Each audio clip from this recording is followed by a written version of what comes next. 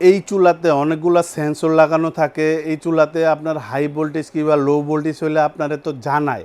এটা আপনি কিভাবে বুঝবেন? আরেকটা জিনিস যে গুরুত্বপূর্ণ একদম আমি মনের থেকে এটা আপনারে বইলা দেই দেখেন।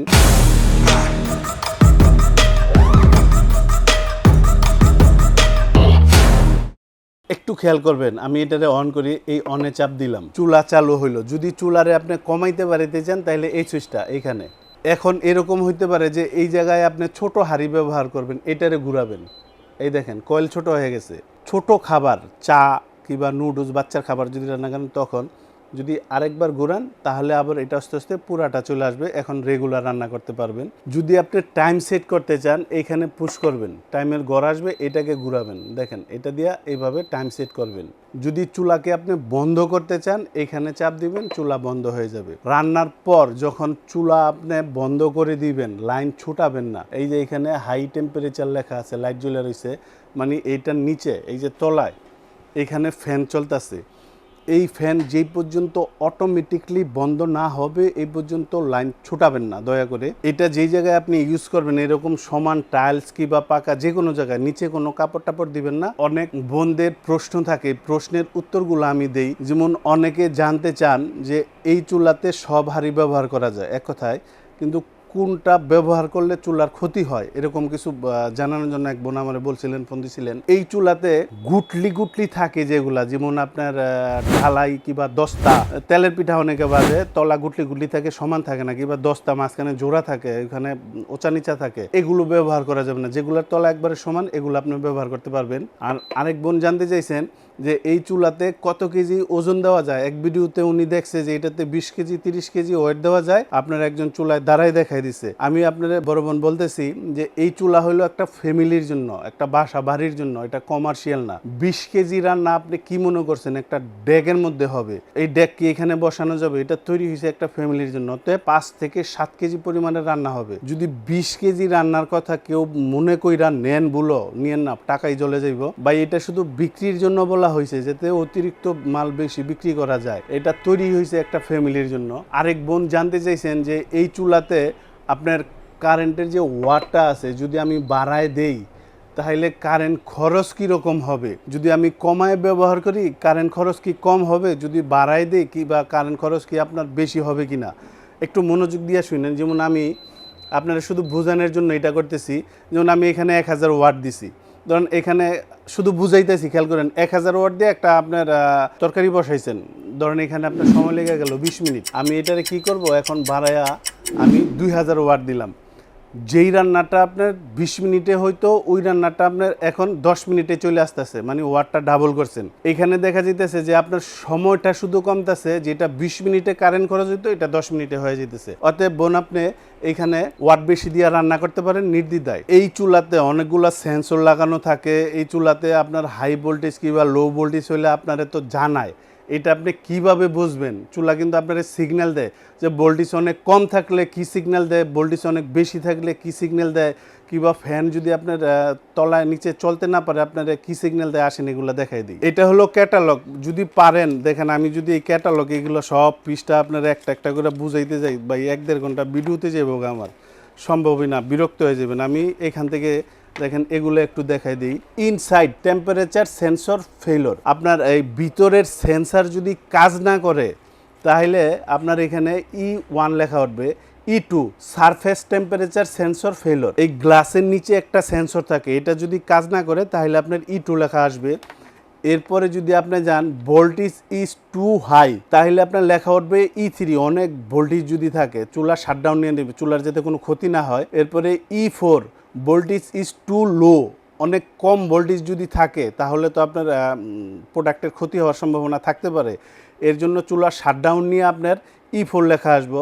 Inside cooking is too hot, মানে এটা দেখা যায় আপনি এত সারা দিন চালাইতেছেন, অনেক সময় ধরে চালাইতেছেন, এরকম একটা সময় সব কিছুই তো নষ্ট হয়, যে নষ্ট হইব না তা না। এটা যাতে আপনার ওভারলোডের মতো কাজ করবে আর কি। আপনার অতিরিক্ত ভিতরে গরম হয়ে গেলে আপনার চুলা শাটডাউন নিয়ে আপনার লেখা আসবে আপনার E5, এরপরে এখানে দেখতেছেন E6, the air blow is not working. এটার নিচে যদি ফ্যান না চলে তাহলে আপনার এই E6 লেখাটা উঠবে।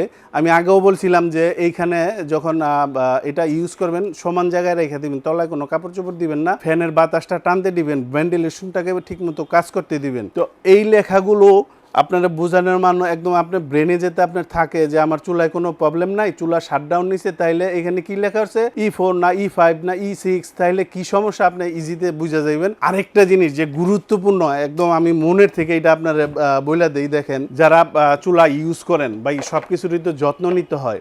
এইখানে দেখেন এই যে নাট আছে চতুর্পাশে, হ্যাঁ, এই যে দুইটা ফ্যান আছে না, ভেন্টিলেশন, চুলার এই মেন জিনিস হইলো ভেন্টিলেশন। 6 মাস পরে পরে এটারে খুলবেন, নিজে হাতে খুলতে পারেন, কোনো অসুবিধা নাই।